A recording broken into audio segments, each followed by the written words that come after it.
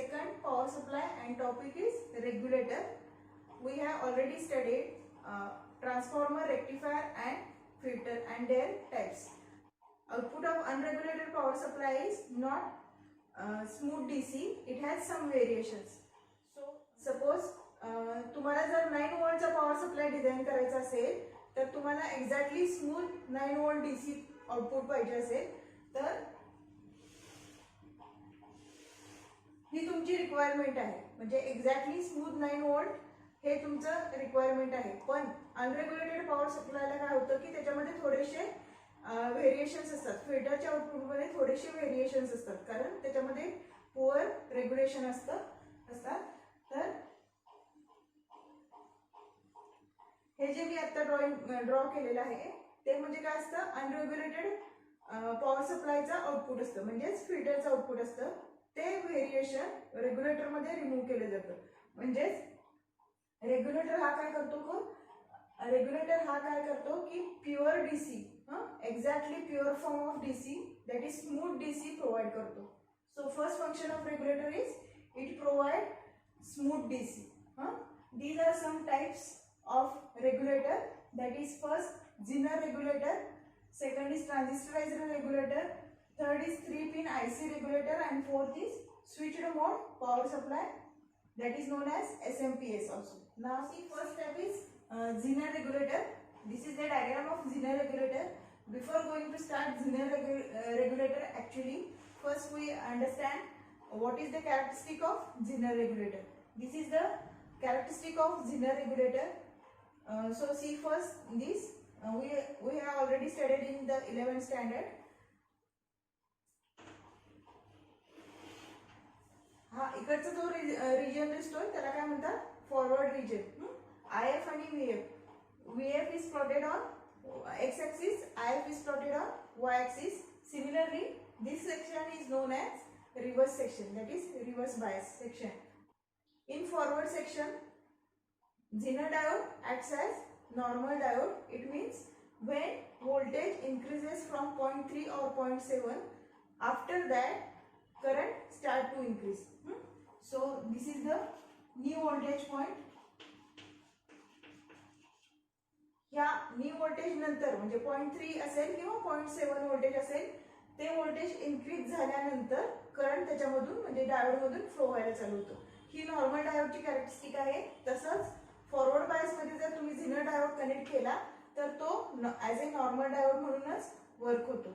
आता इथे reverse झिनर डायोडची special property आहे की तो रिव्हर्स बायस मध्ये पण वर्क होतो. मग रिव्हर्स व्होल्टेज जर झिनर डायोडला अप्लाय केलं तर त्याच्यामध्ये थोडासा करंट पहिल्यांदा फ्लो होतो की जो due to the minority charge कॅरियर्सचा असतो. मग थोडासा करंट जो फ्लो होतो त्याच्यानंतर कंटिन्युअसली व्होल्टेज इन्क्रीज होतो. रिव्हर्स व्होल्टेज इन्क्रीज जरी झालं तरी करंट फ्लो होत नाही. इकडे बघा ग्राफ मध्ये इथं थोडासा हा जो थोडासा पार्ट दिसतोय तो म्हणजे काय आहे की हा जो करंट आहे, इथला जो करंट आहे हा काय आहे, due to the minority charge carriers.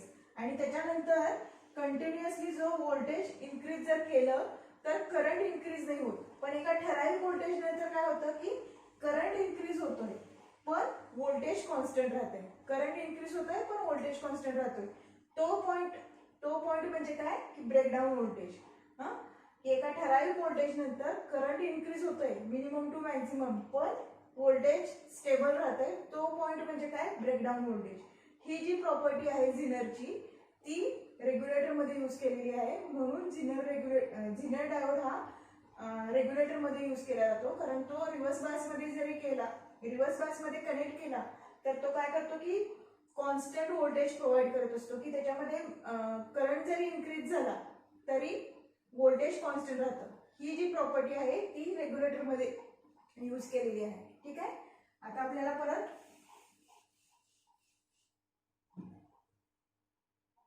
Regulator बघूया. See first construction. This is the unregulated power supply. It means it consists of transformer, rectifier and filter. Output of unregulated power supply is Vs. So it is also called as supply voltage for regulator. This is Rs, series resistor. series resistor connected between unregulated power supply and load resistor. Zener diode, that is VZ, is Zener diode is connected in reverse bias. Reverse bias means anode is connected to ground and cathode is connected to positive supply. RL is load resistor and output voltage is taken across RL. So, this is construction. Now see, Zener regulator मध्ये दोन cases study करायचे आहेत आपल्याला. त्या म्हणजे supply when supply changes, that is unregulated power सप्लायचे जे output voltage आहे म्हणजेच झिनर रेग्युलेटरचं जे इनपुट व्होल्टेज आहे ते चेंज झालं किंवा त्याच्यामध्ये व्हेरिएशन्स जर झाले तर आउटपुटमध्ये काय चेंज होतो. आणि सेकंड, जर लोड चेंज केला म्हणजे इन्क्रीज केला किंवा डिक्रीज केला तर आउटपुटमध्ये काय चेंज होतो. हे दोन्ही केसेस स्टडी करून झिनर रेग्युलेटर आपल्याला स्टडी करायचे आहे. मग आता आपण पहिल्यांदा एक एक स्टडी करूया की पहिला इफेक्ट जो आहे, first case, effect of supply voltage variation. Effect of supply voltage variation म्हणजे व्हीएस जर चेंज झाला तर आउटपुट व्होल्टेज मध्ये काय डिफरन्स येईल ते आपल्याला बघायचं आहे. पहिल्यांदा आपण केस फर्स्ट बघूया की supply voltage variation, that is VS जर चेंज झाला तर आउटपुट व्होल्टेज मध्ये काय डिफरन्स होईल किंवा काय चेंज होईल ते आपण बघूया. आता इथं आपल्याला त्याच्यामध्ये पण परत दोन केसेस स्टडी करायची की व्हीएस जर इन्क्रीज झाला तर काय होईल किंवा व्हीएस डिक्रीज झाला तर काय होईल. मग पहिल्यांदा आपण बघूया की व्हीएस जर इन्क्रीज झाला तर काय काय इफेक्ट होतो. आता इथं व्हीएस जर इन्क्रीज झाला तर automatically drop across RS, that is known as VRS increases. RS च्या अक्रॉसचा जो ड्रॉप आहे तो काय होतो त्याला काय म्हणतात VRS. Drop across RS increases, that's why current flowing through RS I increases. I म्हणजे काय आहे, I म्हणजे I is equal to IL plus IZ. हा इथं I दोन सेक्शन मध्ये डिवाइड झालेला आहे. IZ ला एक करंट फ्लो होतोय आणि IL ला एक करंट फ्लो होतोय. IL चा करंट म्हणजे current flowing from RL, that is known as IL, and current flowing from zener, that is known as IZ. या दोन्हीचं कॉम्बिनेशन म्हणजे I आहे. आता याच्यामध्ये VZ जेवढं तुम्हाला आउटपुट व्होल्टेज रिक्वायर्ड आहे, फॉर एक्झाम्पल तुम्हाला जर 12 व्होल्टचं सप्लाय व्होल्टेज तयार करायचं असेल तर 12 व्होल्टचा झिनर रेग्युलेटर घ्यावा लागतो की ज्याचं आउटपुट व्होल्टेज जे आहे, झिनर रेग्युलेटरचे जे व्होल्टेज आहे म्हणजेच VZ जो आहे तो 12 व्होल्टचा असला पाहिजे. मग तुमचं जे 12 व्होल्टचा VZ जर असेल किंवा झिनर डायोड जर असेल तर तुम्हाला आउटपुटला पण 12 व्होल्ट आउटपुट येणार आहे. ठीक आहे. मग इथं करंट जरी इन्क्रीज झाला, I is equal to IZ plus IL. आता ह्या फर्स्ट केस मध्ये आपण काय करतोय, RL जो आहे तो कॉन्स्टंट ठेवलेला आहे आणि सप्लाय व्होल्टेज आहे ते व्हॅरी केलेलं आहे. मग सप्लाय व्होल्टेज व्हॅरी केल्यानंतर IZ जो आहे तो इन्क्रीज होतो आणि IL जो आहे, RL कॉन्स्टंट असल्यामुळं IL कॉन्स्टंट राहणार आहे आणि त्याच्यामुळेच आउटपुट व्होल्टेज जे आहे ते पण कॉन्स्टंट राहणार आहे. परत एकदा सांगते, when VS increases, drop across RS, that is VRS increases, therefore इकडे बघा, when VS increases, drop across RS, that is VRS increases, therefore I increases. I is equal to IZ plus IL. IL remains constant and IZ increases. Okay. If IZ increases, still VZ remains constant. So output remains constant. This is the first consideration, that supply VS increases. Now second consideration is when VS decreases. Now see, when VS decreases, drop across VRS decreases. Therefore I decreases.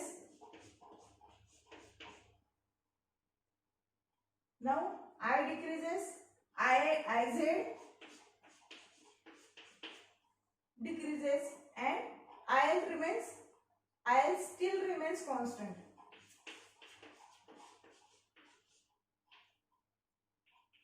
Therefore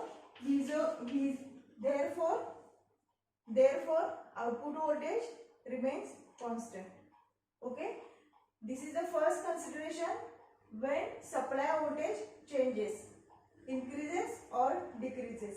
Now we will see second consideration when load increases or decreases. Okay.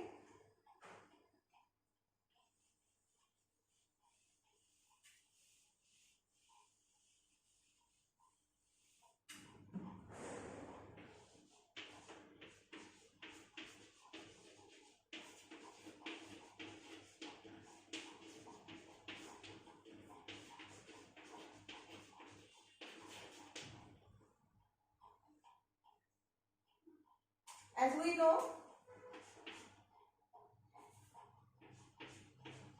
I is equal to IL plus IZ.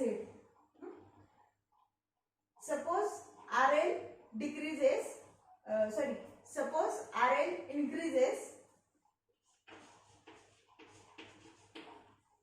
If RL increases, then IL decreases.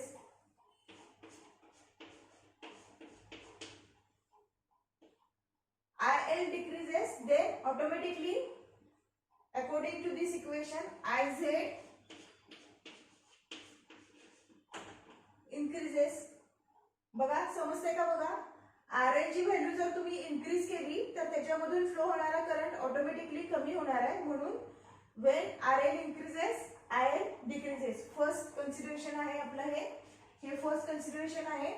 RL जर increase झाला तर IL जो आहे तो decrease होणार आहे.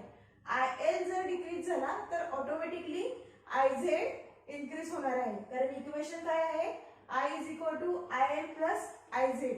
I जो आहे तो कॉन्स्टंटच राहणार आहे. कारण इथं आपला ह्या वेळेला ह्या सेकंड कन्सिडरेशन मध्ये जेव्हा लोड आपण कन्सिडर करतो त्यावेळेला हा सप्लाय व्होल्टेज कॉन्स्टंट असणार आहे असं आपण कन्सिडर केलेलं आहे.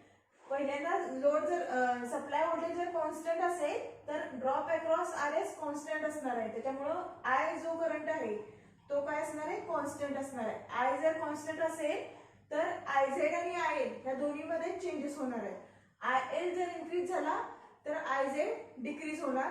IL डिक्रीज झाला तर IZ इन्क्रीज होणार आहे. इन्व्हर्सली प्रोपोर्शनल आहेत दोन्ही. त्याच्यामुळं IL डिक्रीज झालाय आणि IZ जो आहे तो इन्क्रीज झालेला आहे. आपण मगाशीच बघितलं की झिनर डायोडची प्रॉपर्टी असते की करंट जरी इन्क्रीज झाला तरी आउटपुट व्होल्टेज काय असतं? झिनर मधून फ्लो होणारा करंट जरी इन्क्रीज झाला तरी व्होल्टेज काय असतं? कॉन्स्टंट असतं. त्याच्यामुळं VZ कॉन्स्टंट राहणार आहे. VZ म्हणजेच आपलं काय आहे? VZ म्हणजेच काय आहे? आउटपुट व्होल्टेज आहे. म्हणजे त्यामुळं IZ जरी इन्क्रीज झाला तरी VZ आणि आउटपुट व्होल्टेज दोन्ही जे सेम आहे ते कॉन्स्टंट राहणार आहे. ठीक आहे. आता सेकंड कन्सिडरेशन घेऊया आपण. RL जर डिक्रीज झाला तर काय होईल? RL म्हणजे रेजिस्टर लोड जर कमी झाला तर काय होईल? ऑटोमॅटिकली करंट त्याच्यातून फ्लो होणारा करंट जो आहे तो इन्क्रीज होणार. Therefore IL increases, then IZ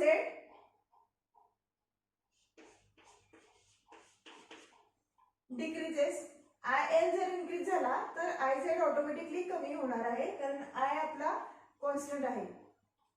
IZ जरी कमी झाला, करंट मी मगाशी सांगितलं झिनर डायोडचा करंट कमी असला किंवा इन्क्रीज झाला तरी तो आउटपुट व्होल्टेज काय करतो की कॉन्स्टंटच देतो.